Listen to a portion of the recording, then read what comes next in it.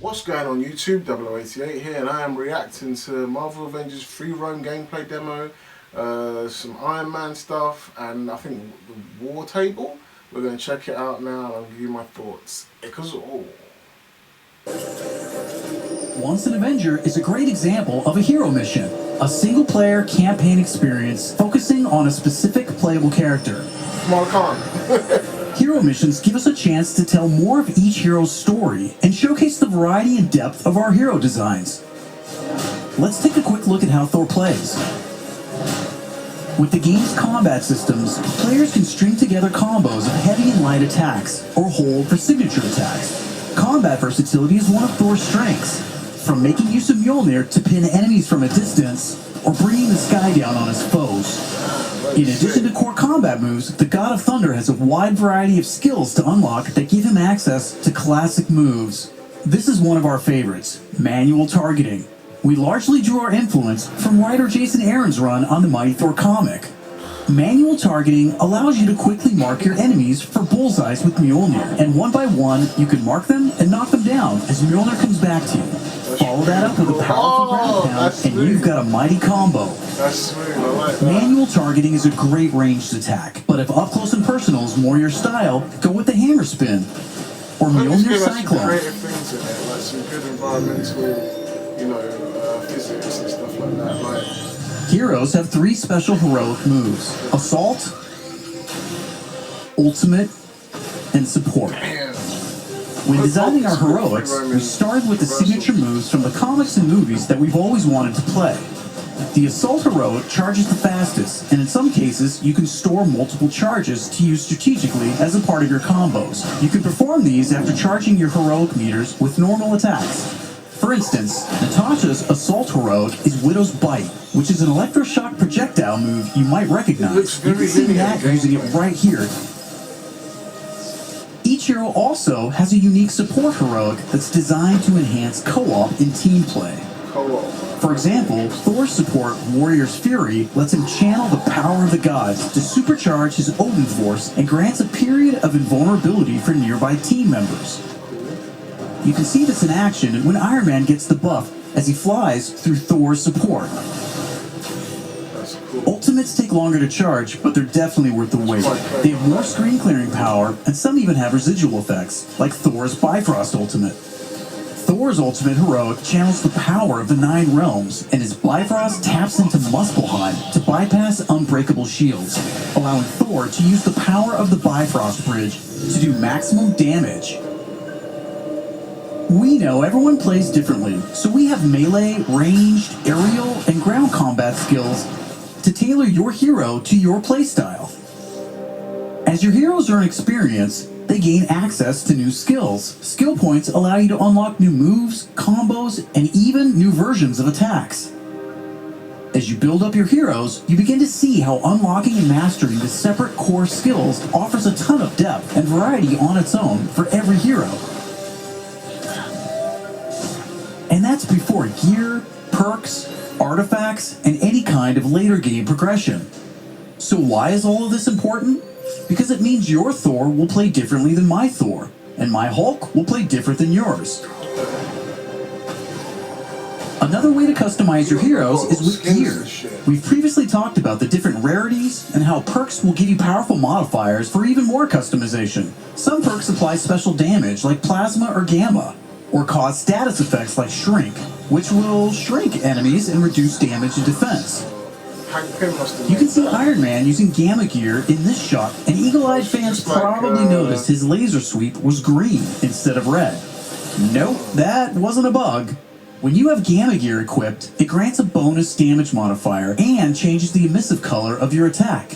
And voila, green lasers. We know that if you look good, you'll play good. The Crystal team has really enjoyed creating all new outfits for these heroes and drawing from Marvel's 80-year history to bring so many classic outfits to the game. Each hero has dozens of outfits drawn from some of the most recognizable eras and story arcs. You can earn them over the course of the story campaign by completing missions and deciphering patterns. There's Iron Man's suit from the 2014 Original Sin storyline. Or Donald Blake, which is a nod to an alias of Thor's who first appeared in 1962's Journey into Mystery issue 83. Or Tony's Stark Tech outfit that was inspired by the Bleeding Edge armor that first appeared in Invincible Iron Man number 25 in 2010. While there are a ton of outfits you'll earn just by playing, some will require completing iconic mission chains to earn each hero's iconic outfit. And some outfits will only be available in our online marketplace. You could even customize your attitude and let out your inner Hulk with the right emote. I don't think that's canon. Those are just some of the ways you'll be able to build and spec out your heroes. Okay, I think it's time for another trailer. This one gives us a first look at how all that customization is especially fun when you play together. This is Co-op and Warzone. Warzone, bring it on. I can't believe it. The aim is firing on the Air Force. These attack droids of his, they harvest their powers through the torture of these Inhumans. Georgie Boy is gearing up for war. Programmable power under our control. No more heroes. The entire world is in terrible danger. Time is here. I could pull some strings to spruce up the armory. Get ourselves some new toys to play with. Dangerous ones. I'm picking up something in the atmosphere. A derivative of terrigen. I'm here. Who needs their ass kicked? Very air brings the darkness. It's very just combat, isn't it? It's like a beat 'em up. It's just like a beat 'em up. That's what this game is. I don't see no puzzles, I don't see no commercials. It's basically, this feels like a very high budgeted, highly graphical, I'm gonna get this bird in the Ultimate air. Alliance kind of game. You build the helicarrier. Jarvis is unencrypting the schematics and we'll get our tech heads on new gear ASAP. Wow, that's quite a big area. So it's just kind of just fighting. Nothing else can. Look at all this. Well, I guess what else are you going to do?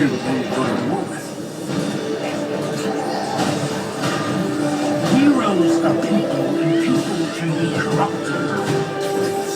If I don't stop them, it's just one more thing to regret on my deathbed.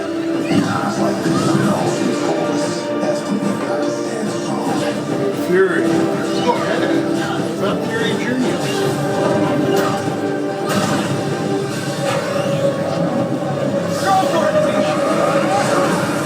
I guess the powers? Sergeant Here we go. Hasselhoff. Time for heroes. This is more like a Hasselhoff. Get to decide who lives or dies. This looks cool. Where did this thing come from? Yeah, So far, we've talked about the story, hero missions, and customization. Now, let's talk about war zones.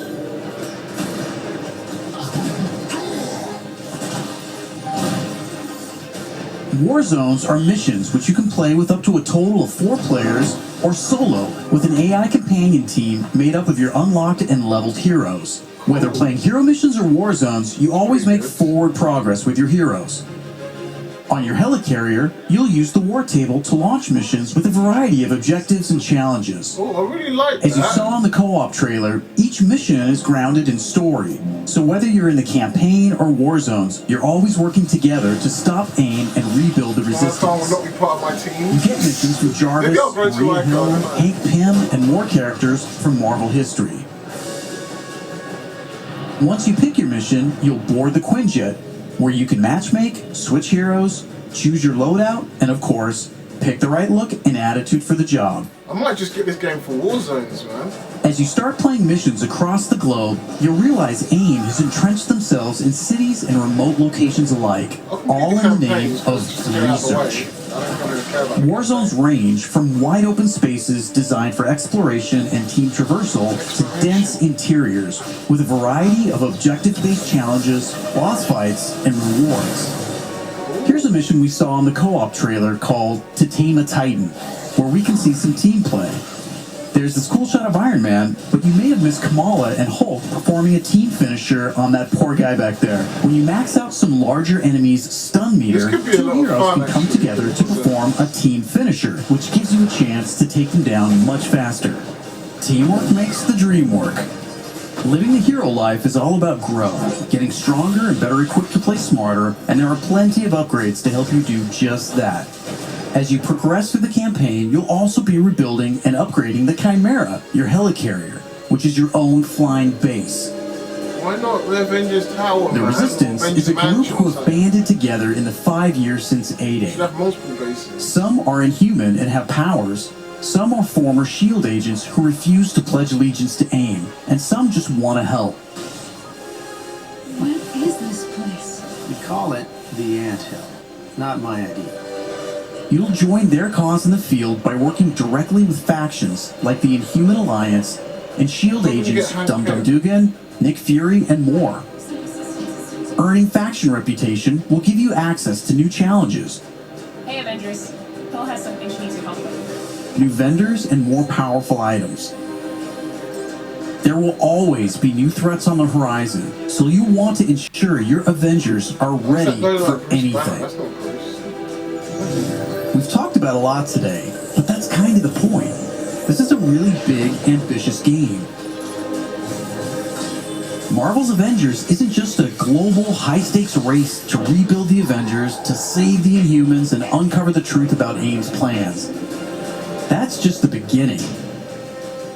This is a brand new original Avengers single-player story that you can enjoy on your own, made the Crystal Dynamics way.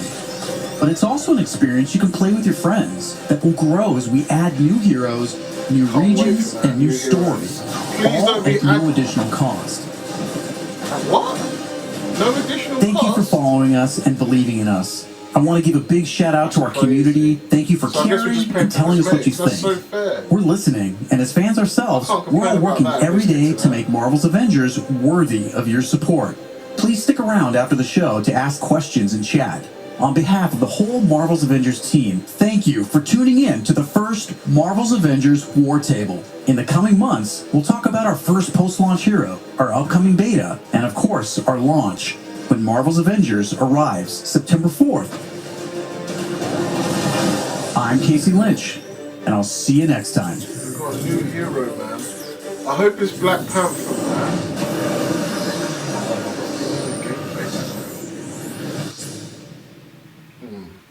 I'll watch that without reacting. I hope it's Black Panther, man. Like, please don't be doing lame shit like getting Miles Morales in there, or Amadeus Cho Hulk, or these people that have barely even had a run, or they have loads of cancelled runs and they just started since 2015. Like, you got Daredevil, you got Black Panther, you got Blade even, if you want to go a bit mad. You got flipping Punisher, you know? You got Spider-Man, you know? Well, I don't know, have they got the rights to Spider-Man? I feel like Sony and, well, Sony is PlayStation. I mean, I feel like, what's it? Sucker Punch? I can't remember who actually makes Spider-Man, I just think of Sony. Anyway, yeah, like Spider-Man got so many characters. Don't pick, like, so many characters that are like famous that we want, that people, Ant-Man, people want Ant-Man, people want Hawkeye, you know? Like, please don't put lame characters in there. I don't even mind Captain Marvel, or even better, Miss Marvel, classic Miss Marvel. But that'll be, I guess that'll conflict with Kamala Khan. So if we're going to get Carol Danvers, it's going to be Captain Marvel. We're never going to get a Miss Marvel. She might have the Miss Marvel outfit. It would be crazy if they didn't.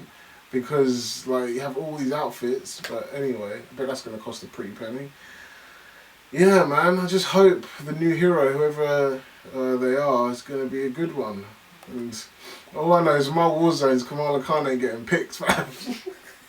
In my war zones, it's going to be all about Iron Man, Captain America, Thor, and Black Widow, man. That's going to be my 4 characters. You know? And then I might switch out, like, Thor for Hulk or something, you know, sometimes. I feel like it. Or switch out Black Widow for whoever the new character could be. The only thing I'm a bit worried about, though, is there's 4 characters you can have. Is it 4 characters you can have with you? Or is it all in all 4? I don't understand that. So if it's 5, then, you know, I'm going to have just basically all the Avengers except for Kamala. So that's all I'm going to have in my war zone. It's going to be sick. Now, online Warzone, I don't know how that's going to work. online Warzone? Like, is it going to be their version? I guess it's going to be their versions of the characters playing with you, because I doubt you can make them play as your cosmetics versions of the characters. And they're going to want to be using their moves and stuff, so you complete Warzones together. That sounds like quite a lot of fun, actually. I'm more excited for the Warzones than I am for the main story, since it sounds like they've botched that. I'm going to play the main story. I'll have an open mind to it. Obviously, I'm going to try not to go in there hating it like I did with Last of Us. I'm going to try and just, you know, really try and give it a chance. We'll see how it goes. I might end up liking Kamala, but I doubt it, because I have how they force you to play as her for most of the story, from what it seems anyway. But we'll see. I'm excited. I'm a little bit more excited than I was before. I know there's some big open areas, free roam. There's only so much puzzles and other kind of gameplay you can do. But I like, what I'd always wanted from these superhero games is something creative. Like, I should be able to fly to Stark Tower and take off Tony's armor and walk around as Tony Stark.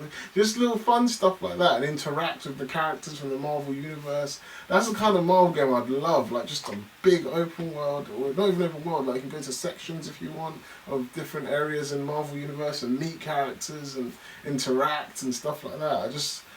I'd always kind of want to live in the Marvel Universe through a video game. It'd be cool. Like, if I could just be Bruce Banner and go and visit, you know, Betty Ross or his cousin Jennifer, you know, the She-Hulk. Like, it would be so cool, man. Anyway, that's my reaction to Marvel Avengers, the gameplay demo, and the Iron Man costume, or whatever this title of the video is. Like, I think it's the Warzone table or whatever. If you liked it, give us a like, subscribe. Let me know what you guys think in the comments below. Sam and the others are being held at the new Avengers facility. Held by your new friends? What did you call them? The Defenders? I shouldn't be surprised you haven't heard of them being on the run and all. You guys are looking pretty rough. Yeah, keeping the world safe while trying to hide from it takes a lot out of you. Speaking of hiding, where's Barnes? You still want him dead? Look, I understand he wasn't under his own control, and I understand that he's your friend.